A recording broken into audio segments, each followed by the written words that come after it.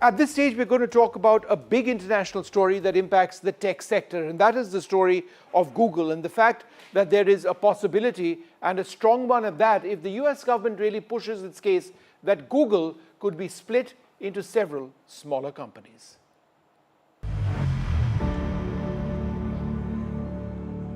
Anti-competitive and pernicious. These are some of the words used by the US Department of Justice to describe one of the world's biggest tech companies, Google. The US government may ask a judge to force the breakup of Google's business as it attempts to challenge the tech giant's monopoly over the internet search market, saying in a court filing that the world's biggest search engine causes pernicious harms to Americans. If the DOJ pushes ahead with the proposal and they get accepted by the judge, it would possibly be the biggest regulatory intervention in the history of big tech. The US government has been considering the move ever since a landmark court ruling in August found Google illegally crushed its competition in online search. Google has termed the proposal as radical and said they will impact numerous industries and products with significant unintended consequences for consumers and businesses. Google's monopoly in the search engine market can be gauged from the fact that it accounts for about 90% of all online searches. The US government has accused the company of using its Chrome browser and Android operating system to attract users to its search engine, where it makes money by selling advertisements. The Department of Justice has claimed the potential competitors have been unable to get a foothold in the online search market. The DOJ added this lack of competition has allowed the company to charge abnormally high prices for adverts. According to reports, the DOJ is expected to submit a more detailed set of proposals by 20th November, and there is a likelihood that Google will submit its own set of solutions by December 20th. Google's search engine is a big revenue generator for the company. This product brings in billions of dollars through advertising displayed in its results pages. How this battle between the US government and one of the biggest companies to have ever existed unfolds will decide how technology is perceived and developed in the coming generations. Vishal Vivek for NDTV World. Well, joining us now to get a sense of what this is all about, Jessica Stone, a reporter with Voice of America in Washington. Jessica, thanks very much for being with us. You bet. Good to be with you. There were attempts made to, earlier to break the monopoly of Google by courts, and that, wasn't successful at that stage. Do we have any realistic idea on what the US government is planning? How serious are the latest observations by the Department of Justice? Well, what you're seeing now is a series of proposals being floated. There are other options, which your report did not outline, which could be barring Google from collecting sensitive data overall, requiring it to make those search results available to other search engines as well, letting websites opt out of being part of this process because, of course, Google's AI is trained on everyone's data that's out there for searching, and making Google report to what's being termed a court-appointed technical committee. As your reporter said, we're going to get the final proposal on November 20th. We're going to get Google's response by December 20th. So it's by no means over yet. But there is a great concern on the part of the US government that this monopoly is adversely affecting what people can do, and really the future, not only the current atmosphere, but the future of artificial intelligence in particular. Jessica, what are the key factors you think have driven the Department of Justice's scathing observations? I asked because there are all sorts of concerns. We haven't spoken about privacy, but that's one of the concerns. Yeah. Google's dominance, limiting search innovation as well. So what are some of the key concerns? Well, you mentioned privacy, but I also mentioned artificial intelligence and the future of it, because all of this data is essentially training Google's ability to invent the next iteration of artificial intelligence. And the US government does not want them to have a monopoly on that industry. It doesn't really want anyone to have a monopoly on that industry around the world. You mentioned before that there's an estimate that about 90% of Google searches, or excuse me, internet searches are going through Google. I mean, that's a lot of data to train artificial intelligence. So a tremendous advantage to Google. Google for its part does say, hey, listen, we do have competitors. We have Amazon, we have Meta, and it's just the quality of our product that's keeping people in the loop. But remember, Google is paying for placement, and they are paying Android phones for placement on their devices, and that's automatically there. They're paying other computer systems, OSs, for the same. And so there is an argument to be made that they do have an unfair advantage in that respect. All right, Jessica Stone, thanks very much for joining us. We're going to continue this discussion. I'm joined by Pawan Prabhat, co-founder and president at Short Hills AI, Mishi Chaudhry, who's a tech lawyer, and Tony Curzon-Price, an expert on antitrust. Tony, let me come to you first. What are the chances, realistically, of Google being split into several small companies? I think that the chances are certainly there, and as Jessica Stone said, there is certainly some arguments for doing that. And in the language of antitrust, there's been a lot of talk of what's called self-preferencing, which is using your dominance in one place to prefer your products in another, and therefore gain an advantage, an unfair advantage there. I have to say that I think that all antitrust authorities, the EU has in various forms been after Google as well, have a real problem when it comes to the search dominance, because it's not at all clear that a breakup solves the problem. And so antitrust solutions, which came from the late 19th century, when you had companies like Standard Oil, which developed very traditional monopolies, you could solve those by breaking them up, and the law dates essentially from that.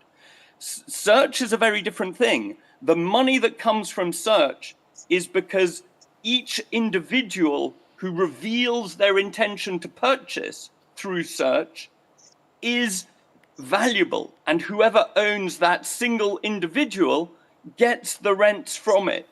So whether that's Google or 5 Googles or Google plus Edge plus iOS, whoever owns the eyeball and the intention at the moment extracts the monopoly rent from that. That's a very different problem from the problem that has traditionally been solved by splitting things up in antitrust. Okay. Pawan Prabhat, would this make any difference to you or me as a user if Google gets split? I don't think so it'll make much of a difference. For so many years, all of us have been using Gmail, Google Search for free. Maybe we'll have to shell out maybe a couple of dollars down the line, but I don't think it makes much of a difference to us. Mishi, in terms of innovation, if Google is split, what might we actually see in the search engine space? Well, we're already seeing a lot of different innovation. Google search has been broken for many years now. Every time you search for something, you are bombarded with sponsored links, etc. A little bit of difference you have already seen as OpenAI took over, that now with Gemini, you see certain answers to any search you put. With Perplexity, which is another AI-powered search engine, we see that the company is trying to understand where it stands in future. It is true that 90% of the search, at least in the US, is owned by Google. And everyone else has a very small share of the market. And that is not just because all of us choose Google by default, but it's there on our phones. Google pays Apple, Google Plays, and Android ecosystem is owned by it. And Samsung and everyone, that the default is Google. That means whether we like it or not, we are just stuck there. Being a monopoly is not a problem. Using that monopolistic power to at least keep control of the market and the related matters, that's the issue out here.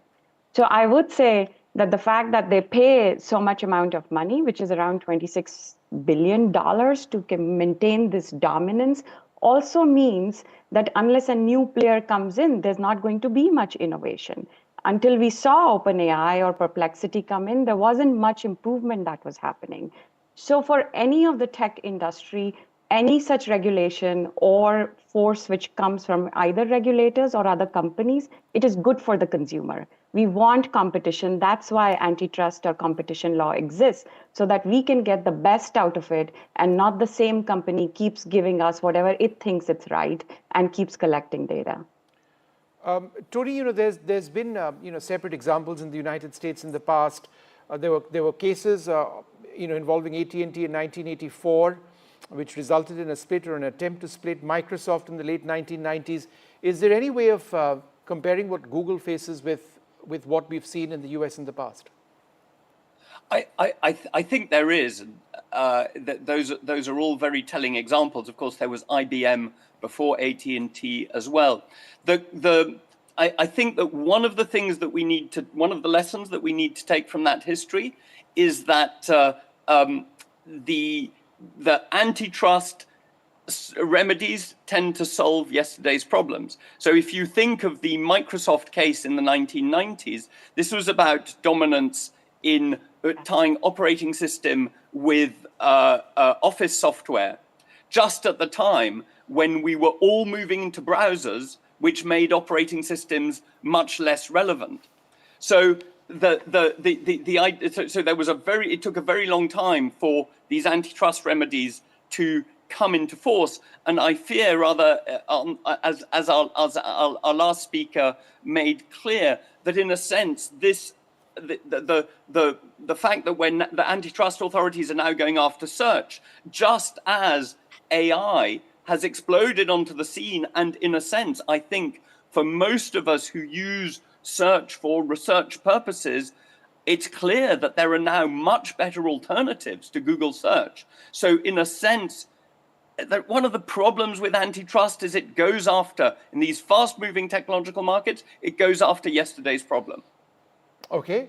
Pawan, Prabhat, could we actually see wonderful opportunities for new search engines? We're all used to Google. It's second nature to us. We can't do without it, despite efforts of so many others in the search engine market.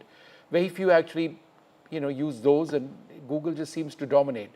But if there is a split up, and if there is a legal effort at sort of keeping Google at bay, might we see greater innovation, greater opportunities, great new technology, which actually might change the way we look at searches?